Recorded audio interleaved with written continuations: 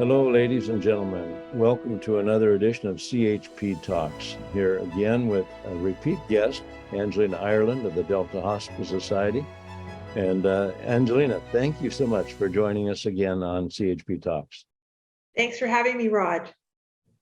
And for those who do not know much about Angelina, I'll just tell you a little bit.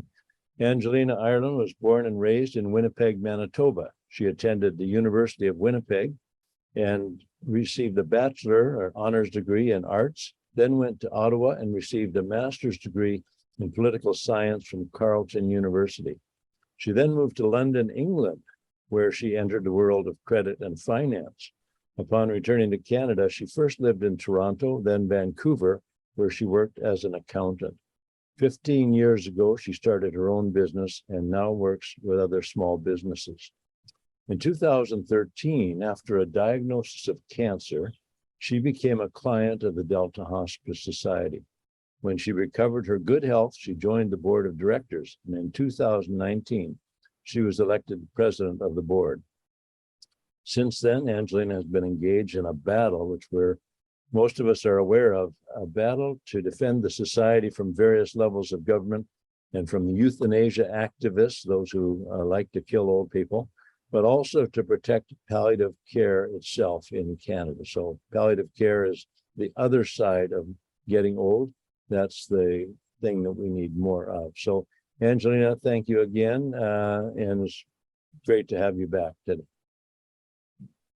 So wanted to start with, what are you and the Delta Hospice Society doing now?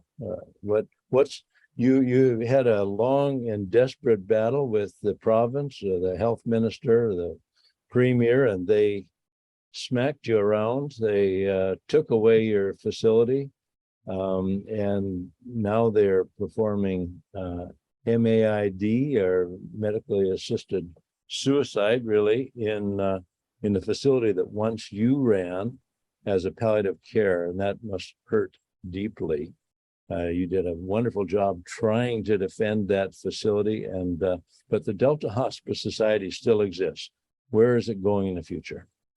It does. We never give up, and neither does the government. In fact, now we see the municipal government, the mayor of Delta, he apparently can never get enough of trying to persecute us as well. So he's very busy, trying to figure out how we can make our lives absolutely miserable. But there's a couple of other ministers now in the provincial government who've also gone after us. So, we just apparently are the enemies of the state, but we continue. We refuse to surrender, because we're on a mission. We're on a mission to protect palliative care in Canada. And part of that is just making people aware of what palliative care is. And that does not include killing the patient. In fact, palliative care does nothing to hasten death. A very noble 50-year medical discipline, which helps people at their end of life to live well until their natural end. And not only them, but also their families. So, that is really, truly our mission. We have been able to change our constitution and bylaws of the society to state that very clearly. We will never have anything to do with euthanasia, because we affirm we are a palliative care organization. Excellent. And we agree so much with you in the Christian Heritage Party that God is the author of life. He's the one who decides the beginning and the end of life. And when people take it into their own hands, especially for somebody else, as doctors and nurses are doing now in many cases, deciding when someone else will die, or urging them to take this so-called easy way out, rather than enjoying the final days of their life with the best possible care. Anyway, it's a tragic situation that we have fallen into in this country today. I've noticed, we got a notice the other day about the increase where did I set it? The increase in euthanasia from year to year. And this Health Canada report says that more than 10,000 Canadians died at the hands of a doctor last year in 2021. And that represents 3.3% of all deaths. In our chat before we began recording, you speculated that it might be much higher than that. I believe it is. I believe that that number is woefully inaccurate. We see that MAID is being offered everywhere. That it's every time we turn around, we see people are succumbing to MAID. Look, I think that they're missing a zero, to be honest.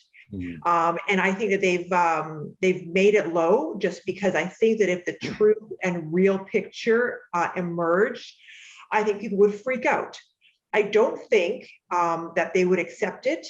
You start asking a lot of questions. What's going on? What's happening to the most vulnerable in this country? So I think they keep it low intentionally.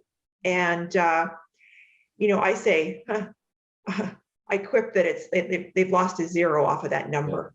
Well, even if it were the real number, 10,000 is that's a lot of people being put to death by someone else.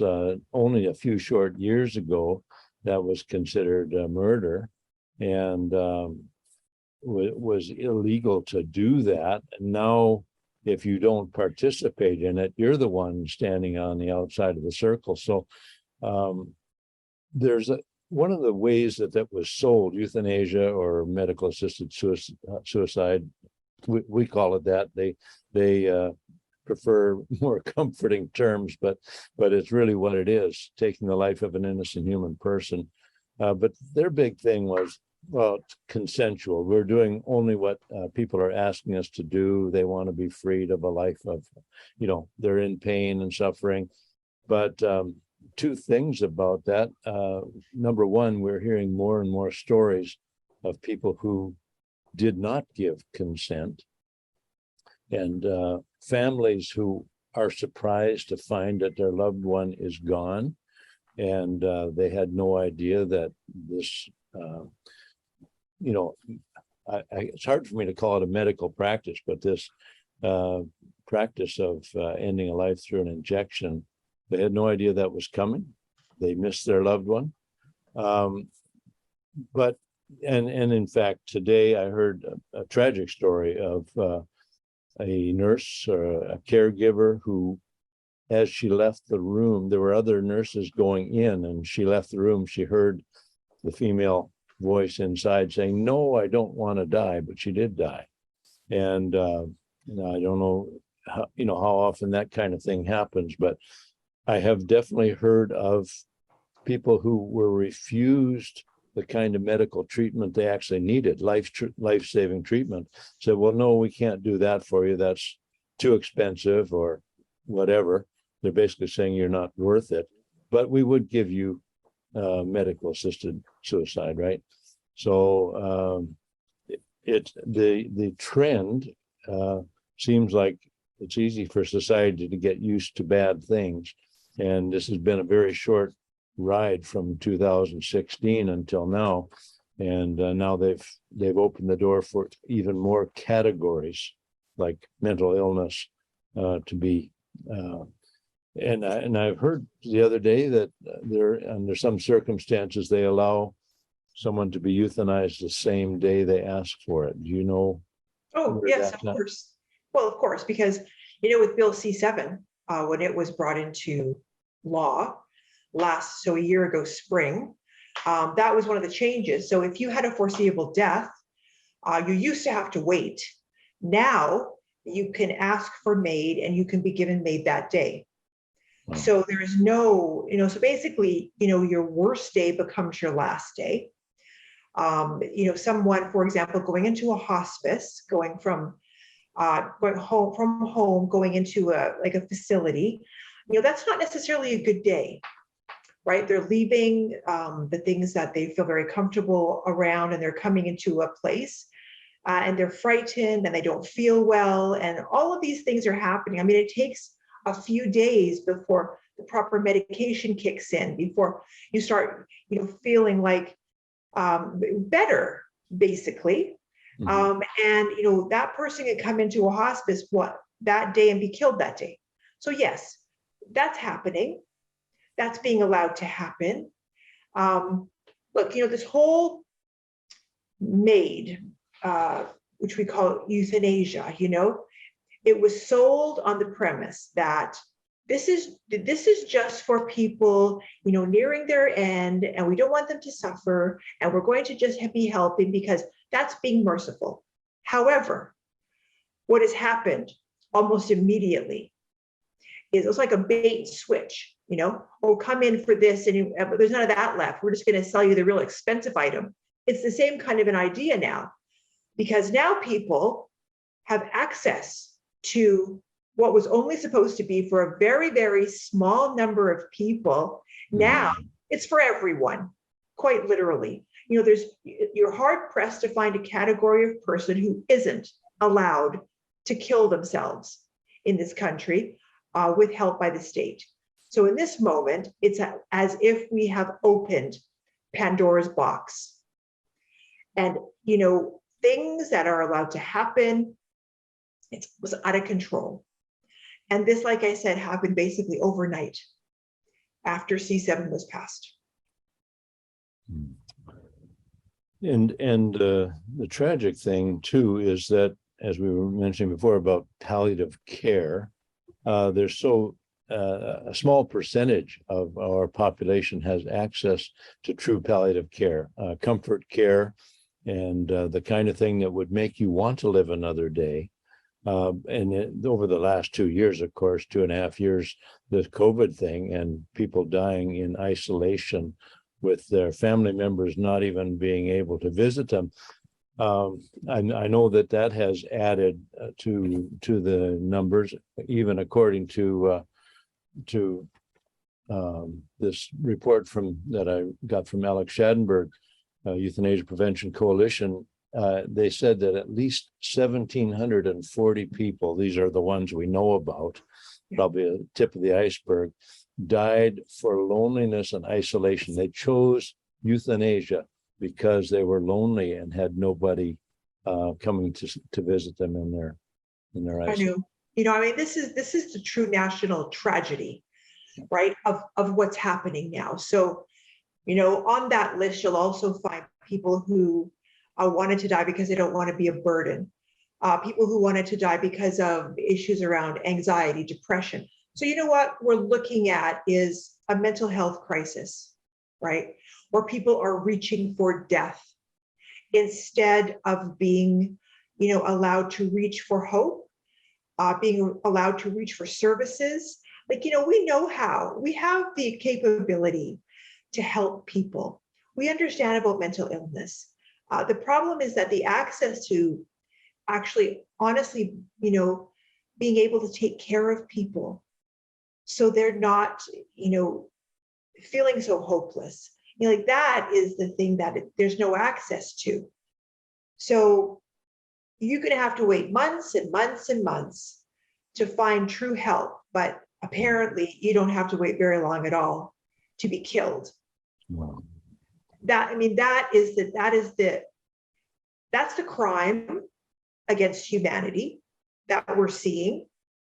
And that's the national tragedy that we're all going to have to face one day. But that's what we allowed to have happen in this country. Yeah. This past Saturday was the 75th anniversary of the issuance of the Nuremberg Code in Germany, which came about as a result of the Nuremberg trials, the doctor trials that found doctors and scientists guilty of participating in horrific experiments on human beings, and also involved in the killing in the concentration camps, developing technology for killing faster and more efficiently.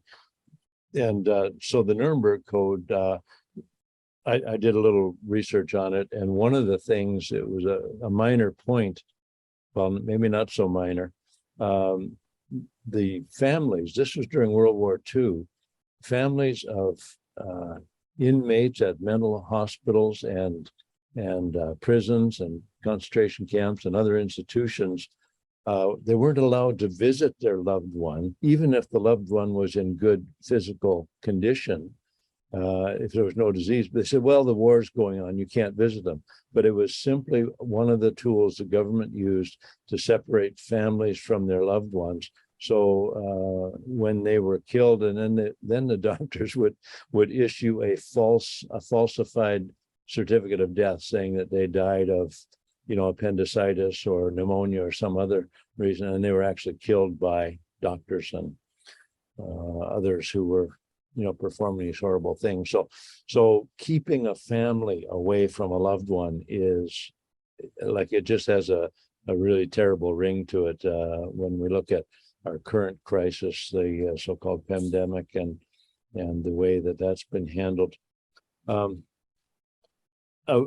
I mainly wanted to get to something we haven't talked about yet on this podcast, and that is you have created a form called the Do Not Euthanize, a DNE Advanced Directive, and I've got a copy here. We're definitely going to fill one out for ourselves, and because we don't want any doctor to have the wrong idea that we would want to end our lives. So we're not probably quite at that stage yet, but I guess you never know. It's good to have it filled out ahead of time. So can you Absolutely. tell our listeners and viewers about the DNE, the Do Not Euthanize Advanced Directive, put out by the Delta Hospice Society?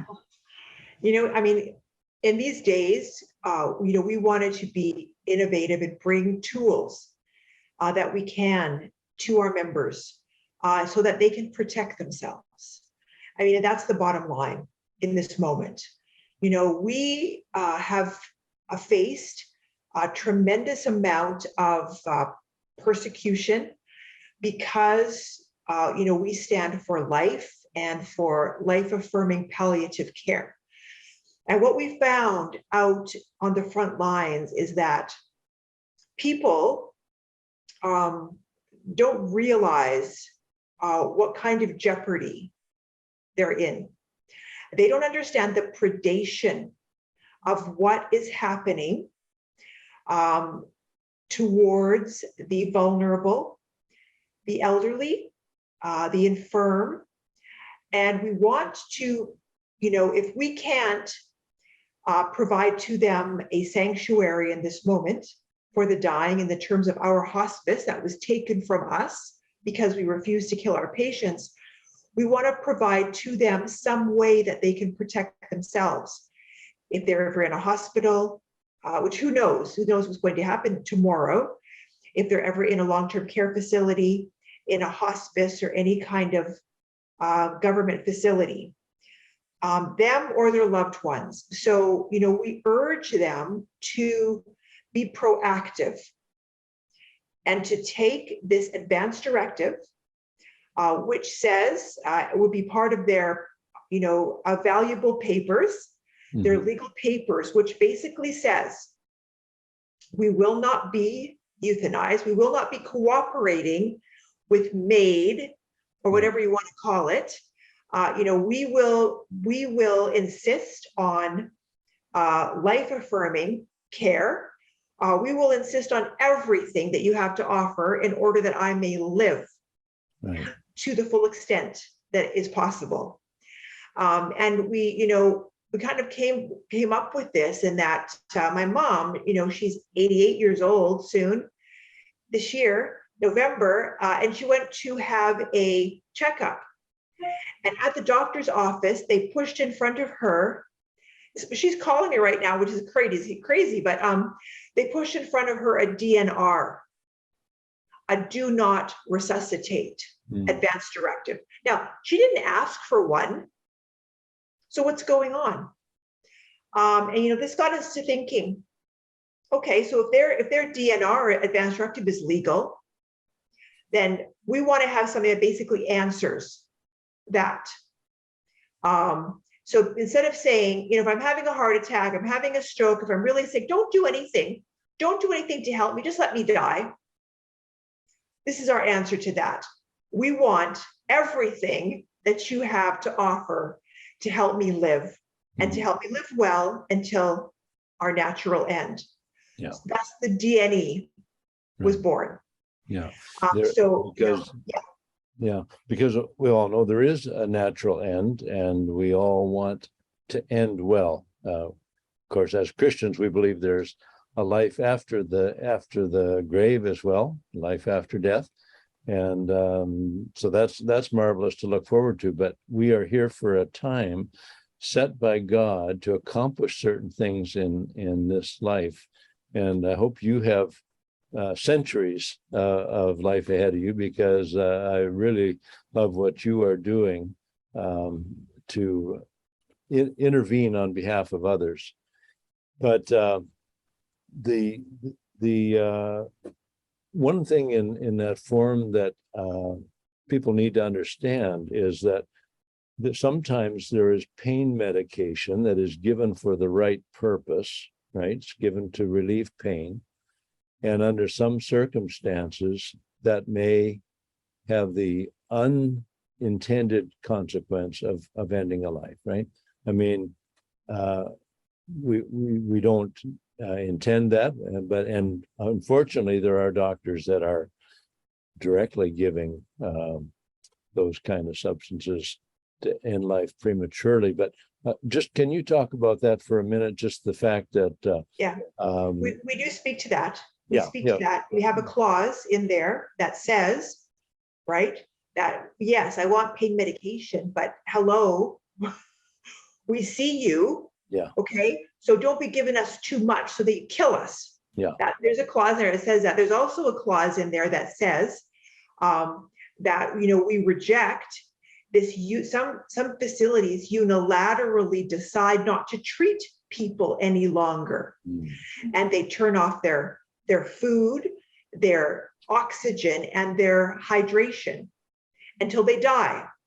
So we have a clause in there that says, don't be doing that, because we consider that to be homicidal in intent.